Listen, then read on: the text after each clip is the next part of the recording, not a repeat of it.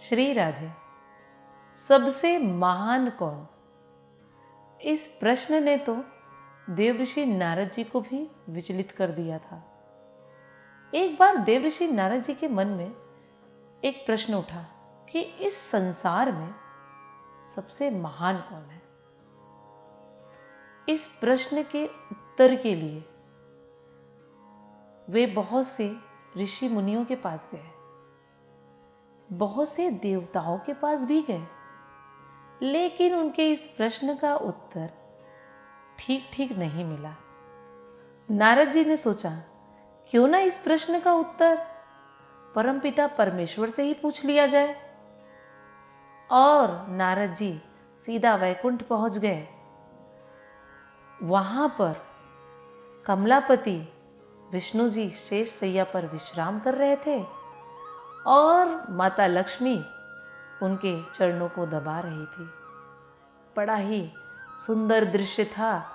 नारद जी ने भगवान को प्रणाम किया। कमलापति ने अपनी आंखें खोली और मुस्कुराए। क्या बात है नारद, आज कौन सी दुविधा में पड़ गए हो? आज कौन सा प्रश्न लेकर आए हो? नारद जी ने कहा, भगवान, आप तो सबके मन की बात को जानते हो, फिर भी मन के इस प्रश्न को पूछ ही लेता हूं। भगवान, मुझे ये बताइए कि इस संसार में सबसे बड़ा कौन है? भगवान मुस्कुराए। उन्होंने कहा, मुझे तो यह पृथ्वी ही सबसे बड़ी दिखाई दे रही है, लेकिन इस पृथ्वी को भी समुद्र ने चारों तरफ से घेर रखा है, तो पृथ्वी सबसे बड़ी नहीं है। और रही बात समुद्र की, तो समुद्र को भी अगस्त मुनि ने पी लिया था, तो इस हिसाब से अगस्त मुनि सबसे बड़े हुए। अब अगस्त मुनि की बात करें तो अगस्त मुनि तो स्वयं आकाश में एक तारे की तरह टिमटिमा रहे हैं। उस हिसाब से देखा जाए तो जहां पर अगस्त मुनि टिमटिमा रहे हैं जिस आकाश में, वो आकाश सबसे बड़ा हुआ।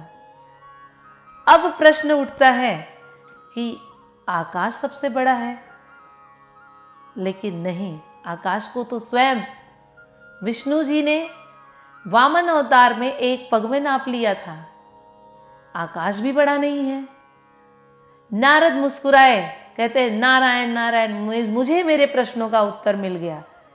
अर्थात भगवान, आप ही सबसे महान हो, आप ही सबसे बड़े हो। विष्णु जी मुस्कुराते हैं, कहते हैं, नहीं नारद, मैं सबसे बड़ा नहीं हूं। अब नारद दुविधा में पड़ गए। भगवान, आपसे भी बड़ा कोई हो सकता है? मैं तो आपको ही मानता और जानता हूं, आपसे बड़ा तो कोई नहीं हो सकता है। भगवान मुस्कुराते हैं, कहते हैं, नहीं नारद, आप सबसे बड़े हो। नारद जी आश्चर्यचकित होते हैं, अरे मैं कैसे बड़ा हुआ? भगवान ने जवाब दिया, आपने मुझे अपने हृदय में अवरुद्ध किया है, अपने हृदय में बसाया है, तो आप ही सबसे बड़े हुए। जिसके हृदय में ईश्वर निरंतर वास करते हैं, वही सबसे बड़ा होता है। नारद मुस्कुराते हैं, प्रसन्न हो जाते हैं और उन्हें इस तत्व का ज्ञान हो जाता है कि जिसके हृदय में परमपिता परमेश्वर वास करते हैं, वही व्यक्ति सबसे बड़ा है और वही व्यक्ति सबसे महान है।